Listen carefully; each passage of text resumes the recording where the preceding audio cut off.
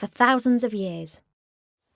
But because exotic spices don't grow in colder climates like ours, Europeans have had to travel to the east, to civilizations like Asia, the Middle East, and Northeast Africa to buy spices to ship back home, sometimes sailing for weeks or months at a time. In the very early days, spice traders would make up fantastic stories about their journeys and how they found the spices in order to get more for their wares. They would tell tales of deep glens filled with cinnamon and infested with snakes, and other exotic spices guarded by winged creatures. But now we know better, as we can visit the places the spices grow,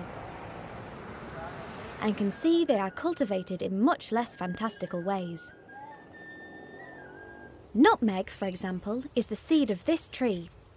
The inside part of the fruit is the bit we grind to create the nutmeg. Cinnamon is the bark of a tree and looks like this. Pepper is made from these tiny berries. And cardamom comes from green pods that look like this. People continued to trade spices through the centuries, and in the Middle Ages, the quest for spices was one of the reasons Europeans started to explore the globe further. And the spices they found were so highly prized that wars were even fought over trade routes. All the colourful and fragrant aromas must have seemed very exotic and magical to the Europeans who were buying them back then. And because of this, they were inspired to use them for many different purposes, from flavouring and preserving their food, to making perfumes and dyes, and sometimes even medicine.